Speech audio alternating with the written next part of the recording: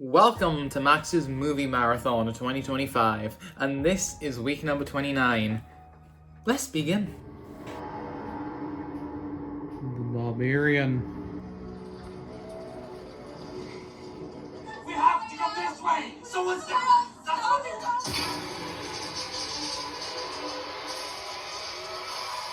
You have a car? Yeah, it's right here, but the keys are in the tunnel. I'm not going back in that shit. Barbarian. Now, I love the unique vibes of this film. The creepiness, the eeriness of the film. It's really scary. I mean, any good horror film will achieve that, and this film does. Now, it's really, delving into the story is quite psychological towards the end when we unpack and uncover what actually goes down and what actually is happening.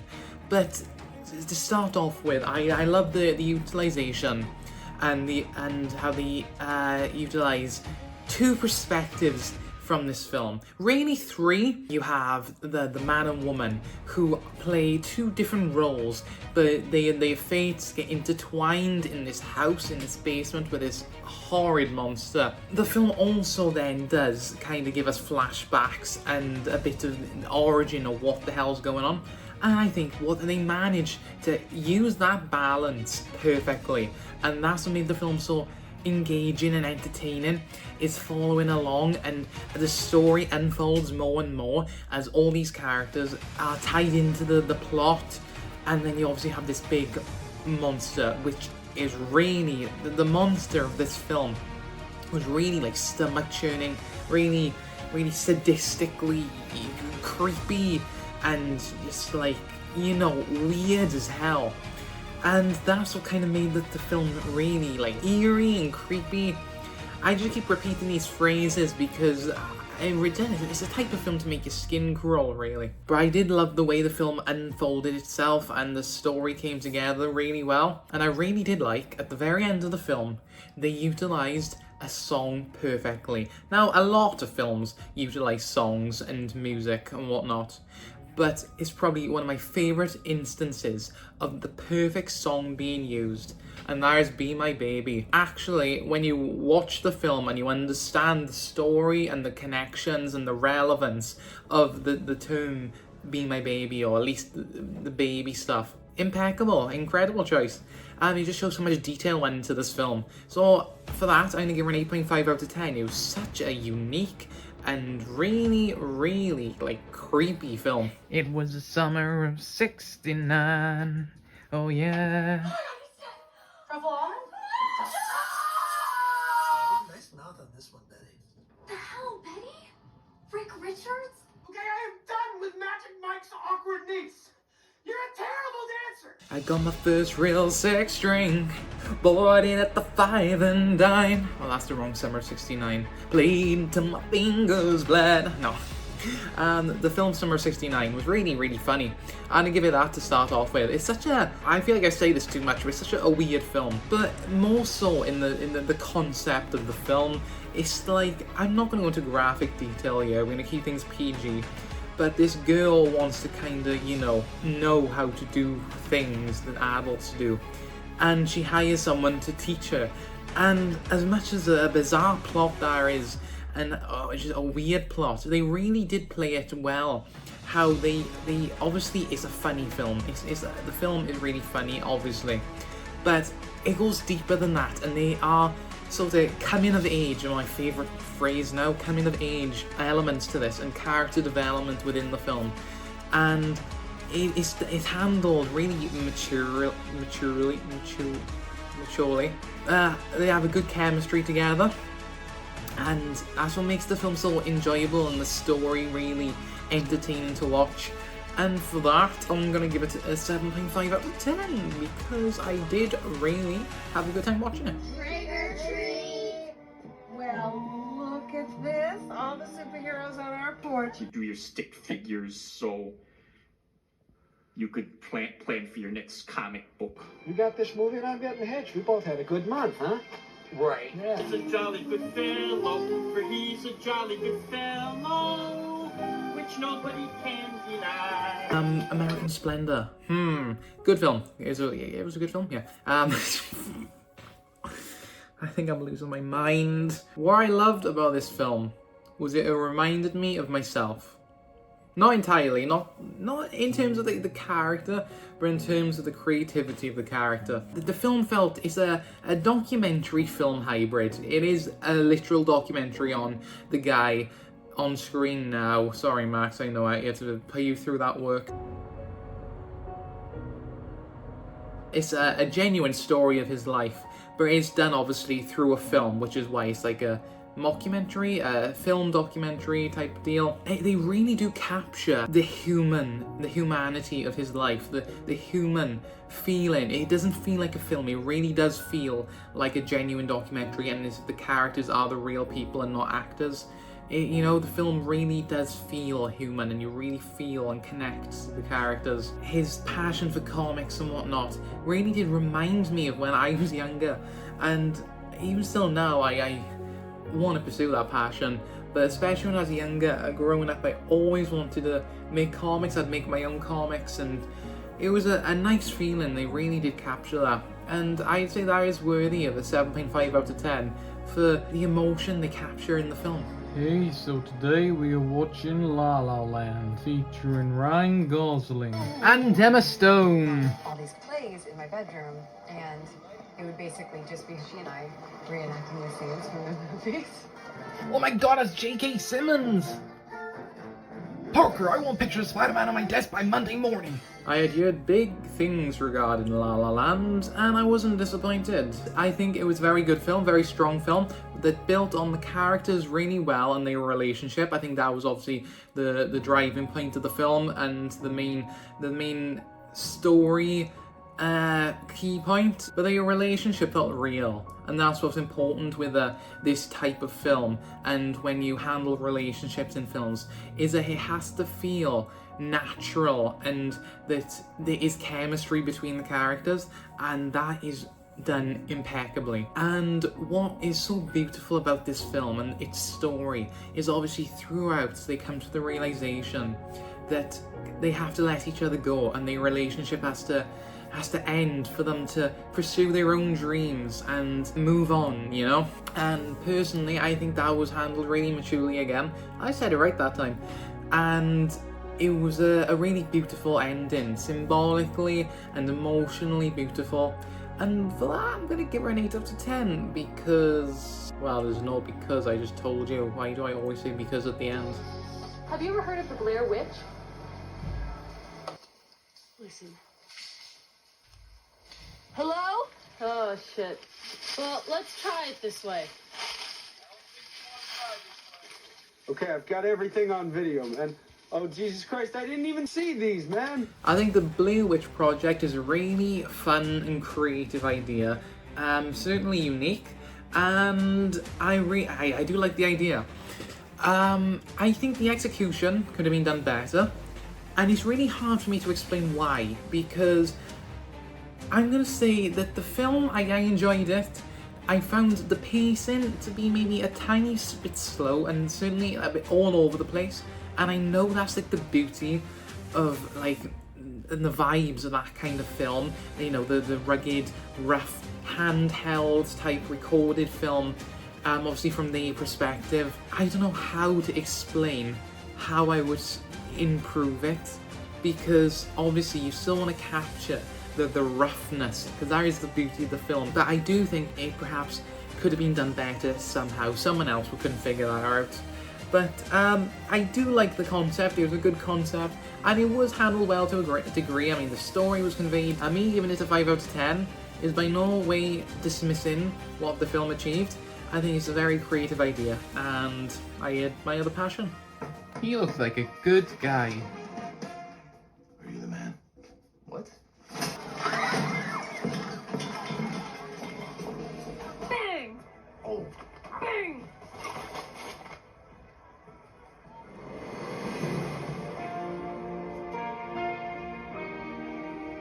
The Nice Guys was a nice film, and I'll tell you why, because Why am I speaking so weird? Oh my god, honestly, this episode I'm losing the plot. I really like how the film does really like delve into this like serious, probably serious like plot line. And the story is told well, but they still capture the comedy in like such a serious case as well. And it's like the perfect mix, and that is thanks to like obviously the film follows an unlikely duo, Ryan Gosling and name on screen. That works really well, and the chemistry was well executed and well demonstrated in the film, and they worked well together, obviously bringing the case to a conclusion. And it has a really great payoff, obviously, as the ever-evolving case unfolds, unravels, and more is discovered throughout the film. It was a really, really good film. And I'm going to give it an 8 out of 10. And that is all thanks to the nice guys. Eva. There's a lot of opportunity here for our company. Your sales pitch is perfect because you make it feel like it's their idea. I'm looking for someone who understands the game, how the world works. I'm looking for someone I respect. You'll be glad to know that my demands. The Materialist takes rom-coms and does exactly what I love about certain rom-coms, is when they break out of that traditional stereotype and framework of what makes a rom-com. Obviously, it still follows the general conventions to an extent, but it is quite a unique and quite interesting change in formula for a rom-com. Obviously, we got this love triangle between Dakota Johnson, Pedro Pascal, and Chris Evans. All of the chemistry, again, is handled really well, and I feel like chemistry is the word of the day because all these films really do capture the chemistry between these characters and their relationships really well. The film really does well in juggling their lives, obviously the lives of the characters, along with their relationship and external factors as well, and later on delves into more serious situationships as well. And it's a really, really well produced and well told story, which is obviously 8 out of 10 worthy. I was quite excited to watch this film. It has a great cast. I love the casting of this film, and the actors work really well and did such a great job. Talk to me.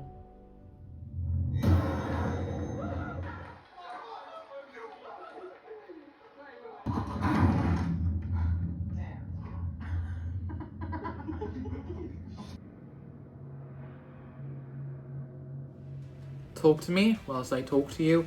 I'm about to talk to me, the film, because it's really freaky and really scary.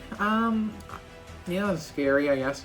And it was really, really psychological. And I feel like that kind of comes with most horror films. But this really does get in not just the audience's head, but quite literally the characters' heads. And the story really revolves around the mind of the characters and how I don't really know how to explain it, but they play this game where they allow the dead to inhabit their bodies, or demons inhabit their bodies, and it's really, really like, you know, kind of messed up in the way people start hurting themselves and hurting each other. The characters start turning on each other, thinking the main girl has like lost her mind, which obviously she clearly had. And again, it really does build on the more psychological side of horror. That was done well. They did build on that really well, which is why I'm going to give it a 7.5 out of 10. The ending was certainly something I didn't expect, which obviously the anticipation throughout the film really did get a great build up to, I mean, the final act.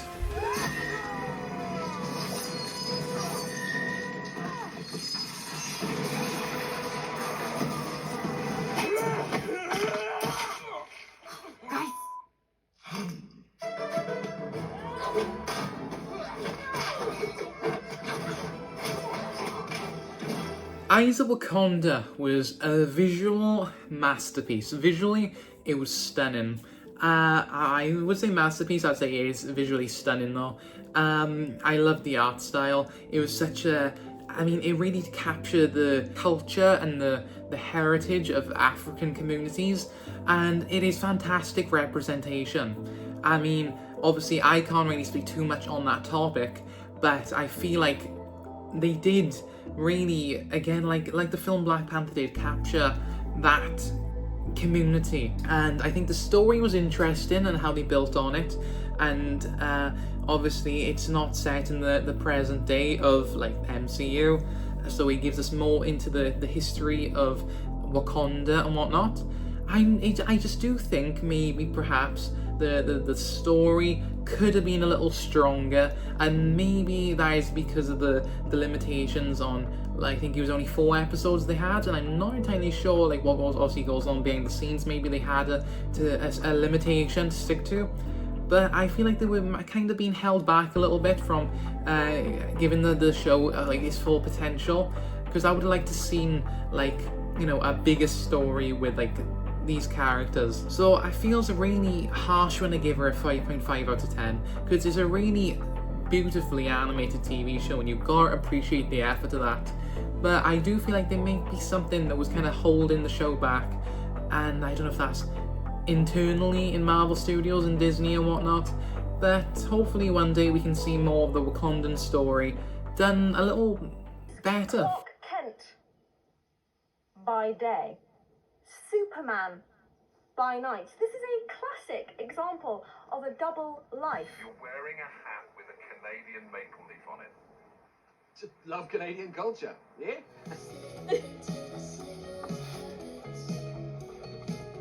His incredibly lifelike steed, striking fear into the hearts of his enemies. See? It's you. It's just me. I don't really know what drove me to watch Geek Girl, but I watched it and I loved it. It was a really, really great story.